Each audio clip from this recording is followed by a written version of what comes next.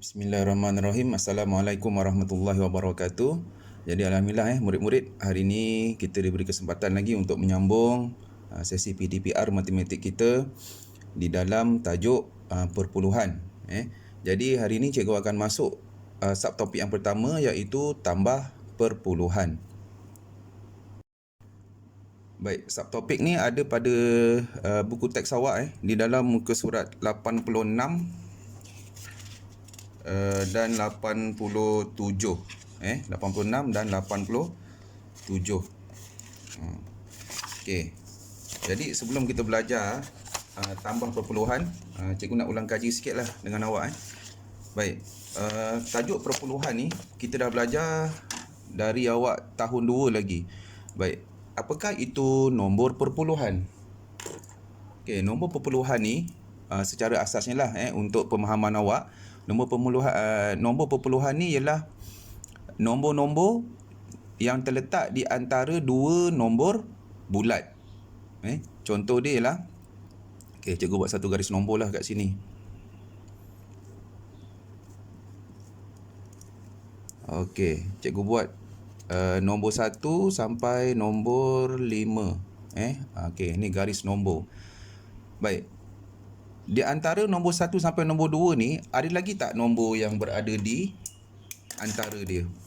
Macam kat sini. Ada lagi tak nombor-nombor yang lain dekat sini? Dari nombor 1 nak pergi ke nombor 2. Sebenarnya ada. Banyak nombor ni di antara 1 hingga 2. Okey, cikgu bagi contoh mudah je. Okey, yang ni cikgu tukarlah kepada RM1 dan RM2. Ada tak nombor di antara RM1 dan RM2? Ada tak nilai lain?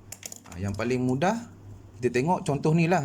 Baik, kalau kat tengah-tengah sini ialah berapa? RM1 50 sen. Jadi dekat sini RM1 50 ni dia dah ada titik perpuluhan. Ni titik perpuluhan lah ni. Jadi ini ialah nombor perpuluhan. Yang ni contoh cikgu bagi untuk nilai ringgit.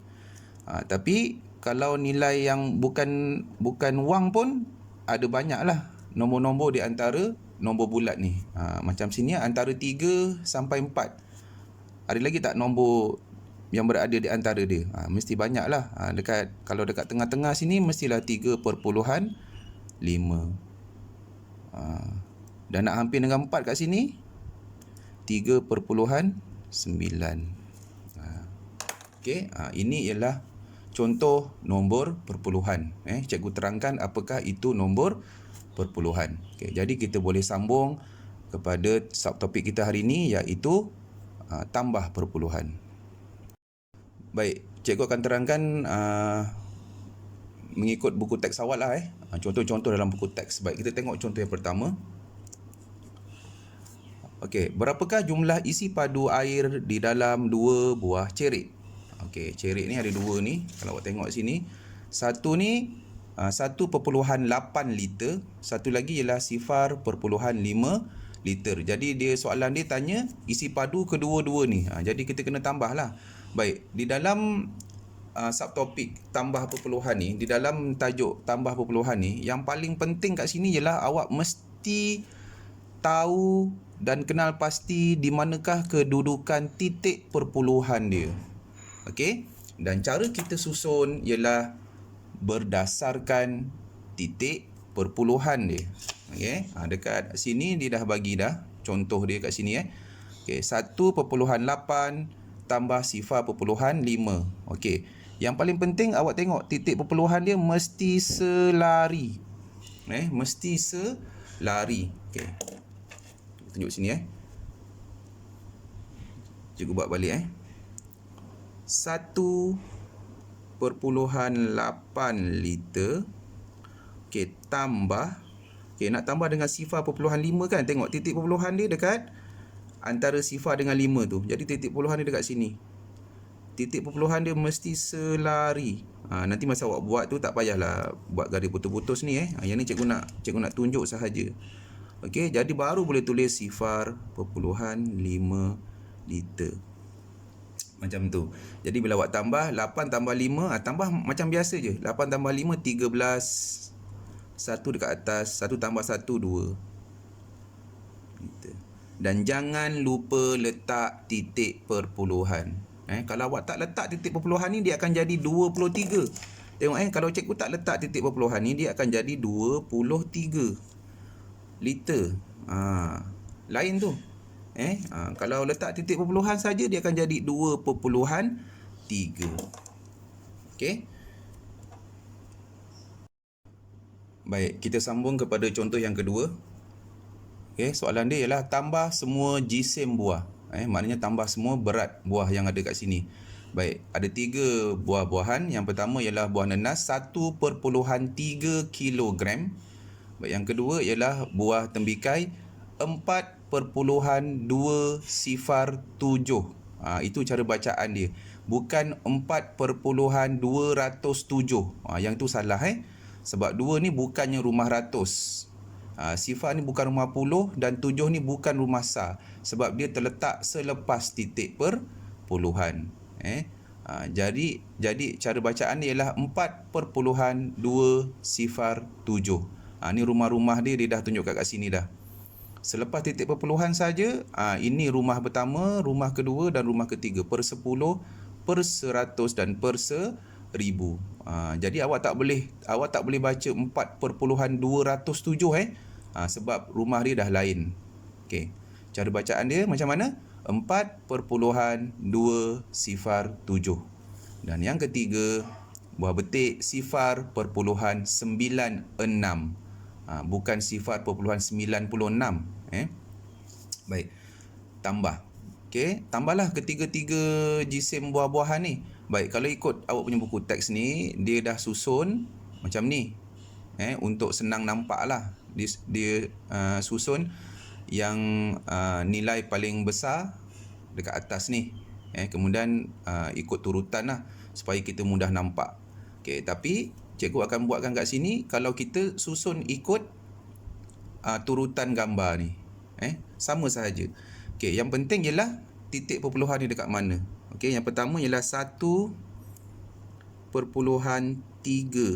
kilogram. Okey. Yang kedua, 4.207. Baik, awak tengok kat situ. Titik perpuluhan mesti selari. Letak titik perpuluhan dulu pun tak apa. Okey. So 4 dekat sini. So 207. Okey. Dan yang ketiga 0.96.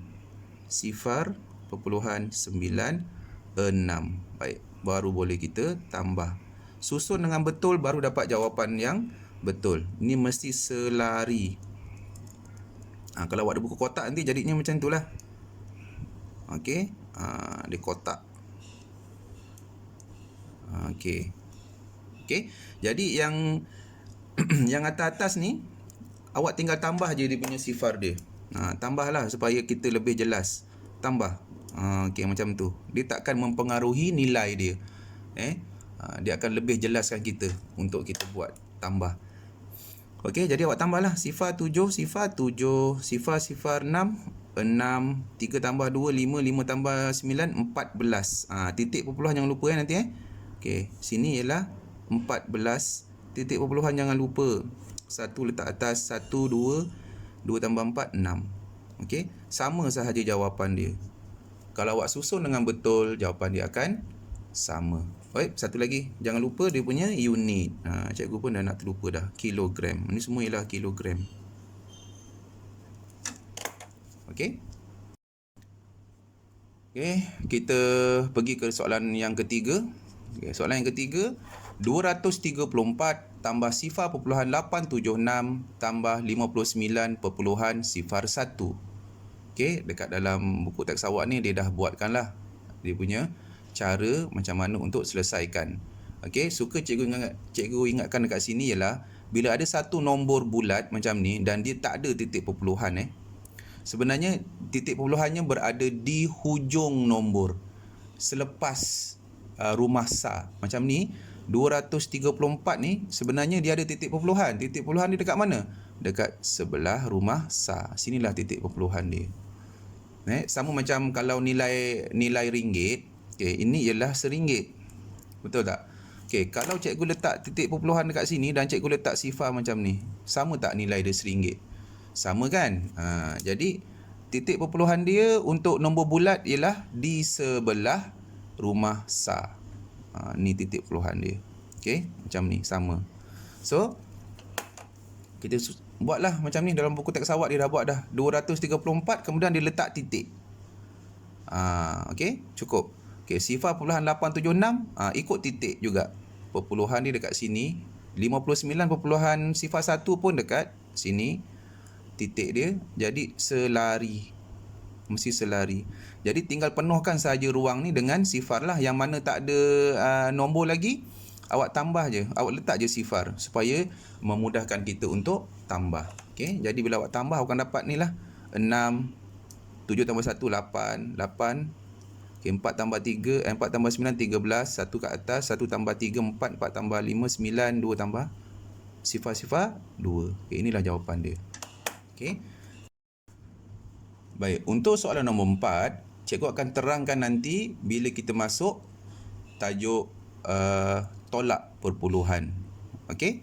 Jadi sekian saja pelajaran kita untuk hari ini. Cikgu harap awak faham apa yang cikgu terangkan tadi. Sekian. Assalamualaikum warahmatullahi wabarakatuh.